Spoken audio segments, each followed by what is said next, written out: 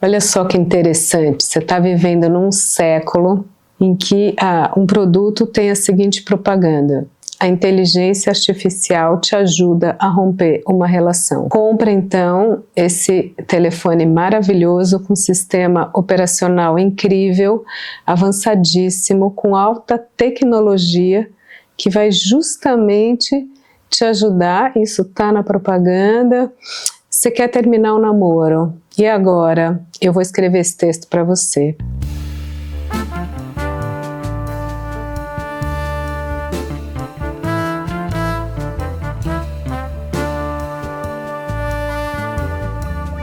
Aí é uma bola tão maravilhosa, né, que tá aqui pra gente, que não tem como não cortar essa bola aqui no nosso universo reflexivo MH.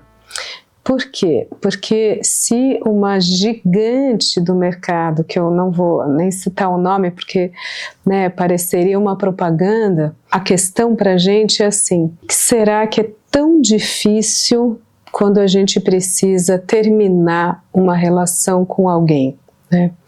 Claro que a gente poderia fazer um outro vídeo aqui, porque que tá tão difícil começar uma relação com alguém. Fica a dica aqui, equipe, a gente vai fazer esse vídeo também. Mas hoje o assunto é: sabe quando você demora mais tempo pensando se vai romper uma relação do que dentro da própria relação? Já percebeu isso? Então, o nosso ponto é difícil terminar, é difícil romper, por muitos aspectos. Então, hoje a gente vai trabalhar pelo menos 3 deles. O primeiro é a dúvida. O primeiro como diria Freud, é ponto estrutural do psiquismo, é o conflito. Por quê? Porque de alguma maneira a gente quer e não quer romper. A gente gostaria sempre, mesmo uma relação não estando tão boa, a gente gostaria que ela pudesse estar. Ou a gente gostaria que ela viesse a estar boa ou melhor. Então o tempo todo a gente não está muito bem aqui, né? Não está confortável, não está sentado, tranquilo, e está feliz, e está alegre, e pulsa em você o melhor de você, o melhor de você perto do outro, o melhor do outro perto de você, aquela ressonância interessante, né? Aquele feedback positivo, quase, onde o que eu faço, o que eu sou, o meu jeito, naturalmente, o meu estilo, o meu consciente e inconsciente orna com o seu. A gente encaixa, né? A gente tá junto e tá bem. Não é essa situação, certo? Tô dando aqui o contraponto do que seria, vamos dizer, uma relação de amor, de afeto, rica, de criação, né? Não é isso. A gente sempre tem uma irritação, tem um pouco de violência, tem uma ironia, tem ataque, tem frustração, tem tristeza, depressão, uma sensação de não ser compreendido, de abandono, de rejeição, de crítica. Tudo aquilo está no ar aqui nessa relação. E aí você fica o tempo todo falando: não estou bem, preciso sair disso. E aí uma voz dentro de você diz: nossa, mas olha, naquele dia foi tão bom, ou no fim de semana, ou quando a gente foi viajar, ou foi para a praia, ou quem sabe um chalé maravilhoso na montanha com uma varanda, né, com ofurô, um vinho assim, aquela taça, aquela propaganda assim de pousada, lua de mel.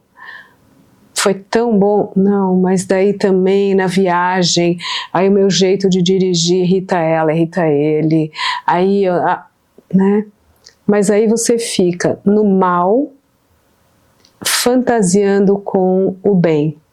Isso é da estrutura da psique.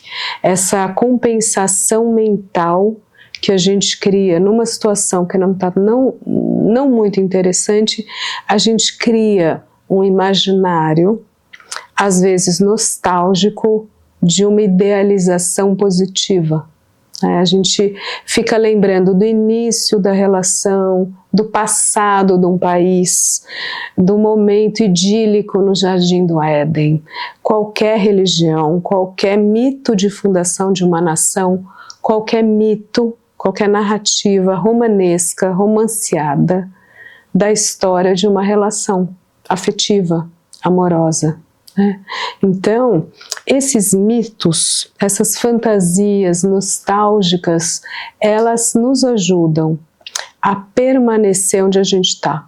Elas têm essa função de manter a nação, a empresa, o grupo de trabalho, a equipe, o casamento, o namoro, o amor.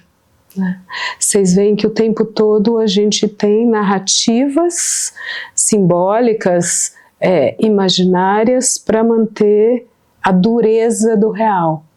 A pergunta que eu te falaria é: o quanto elas te ajudam e elas são amparos de uma vida que está boa, que está interessante, ou quanto elas são compensação imaginária de uma realidade que está clara. Tudo isso é a avaliação que a gente faz, e às vezes a gente demora anos para romper uma relação, literalmente, às vezes é 10 anos, gente, às vezes no divã, a clínica, ela mostra para a gente vai fazendo esse cálculo que eu coloquei aqui em poucos minutos, né, o conflito, como eu chamei, ou esse cálculo, essa balança que alguns diriam libriana, de pesos e contrapesos, a gente vai, né, os prós e os contras, a famosa lógica instrumental moderna.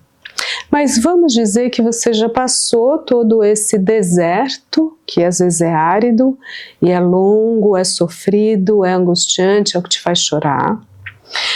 Vamos supor que você já atravessou o deserto e você já chegou no diagnóstico, na decisão, você já falou, tá, não dá mais, acabou, vou perder, é castração, é perda, é luto, tá, então, fim. Como comunicar ao outro? E aqui a gente chega no X, né? É difícil isso. É tão difícil que alguém quer vender para você um sistema, uma inteligência artificial para te ajudar a fazer essa ruptura, essa comunicação. Normalmente é uma das partes que toma a iniciativa de ser o porta-voz dessa notícia, que é aquele que toma a decisão, ou aquele que chega primeiro na conclusão, ou às vezes é o que chega depois na conclusão, mas é o primeiro a fazer a decisão de dizer, né, o rei está nu, aquele que vai dizer, bom amor, então não dá mais, né? Ou às vezes, como você faz isso? Às vezes você não... Olha o que é o psiquismo, né? Às vezes você não consegue fazer essa decisão. Conscientemente você ainda acha que está na dúvida, né? Ou racionalmente você ainda está na dúvida, mas é como se o seu aparato psíquico todo já tivesse desconfortável o suficiente na relação e você já fez a decisão e já encontrou outro objeto de amor. Ou seja, você já se apaixonou por alguém. E é aí que você entra no conflito. Essa pessoa ou a nova pessoa da paixão? Mantenho o casamento, mantenho o namoro, ou quero, né, ou vou bancar esse apaixonamento. E aí é interessante, pelo acting out, como a gente chama, né, pelo movimento, pelo impulso inconsciente do apaixonamento que você se dá conta de fato que não dá mais essa relação. Então, o que você vai comunicar para o outro? Você vai dizer, olha, encontrei outra pessoa? Ou você vai dizer, olha, o amor acabou? Ou todas as histórias têm começo, meio e fim? Isso é o ciclo da vida. Como você vai comunicar? Eu queria fechar com a ideia de que talvez o mais interessante seja a gente se ler, aprender a se ler e não sofrer tanto com esse conflito. Autoanálise, autoconhecimento, se conhecer, saber melhor o que a gente quer e não demorar carregando tanto saco de pedra. E para escrever, diferentemente dessa propaganda, o que eu diria é que talvez o mais interessante seja ser o mais honesto possível, você mesmo desenhar esse texto, você mesmo, né? Eu gostaria que alguém dissesse para mim o mais francamente possível, o mais honestamente possível, o que levaria essa pessoa a tomar essa decisão de romper uma relação. Mesmo que tenha os limites das fantasias do outro, porque ela pode falar, eu estou rompendo a relação porque você tá chata, ou você tá feia, ou você é muito submissa, ou muito autoritária e tal. Pode ser, e a pessoa às vezes está com a gente há 10 anos e 20, conhece um pouco, mas às vezes isso é uma projeção transferencial do outro. Quem diz que você é feia, boba, chata, autoritária, submissa?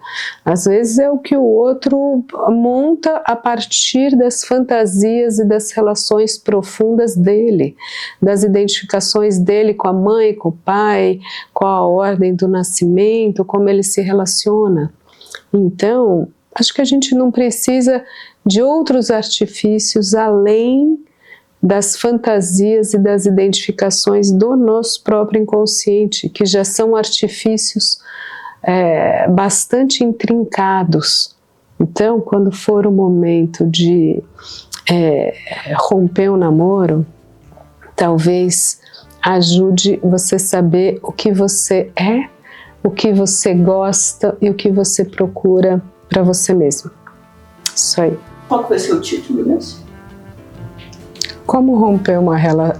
Inteligência artificial te ajuda a romper uma relação. Inteligência artificial te ajuda a romper uma relação.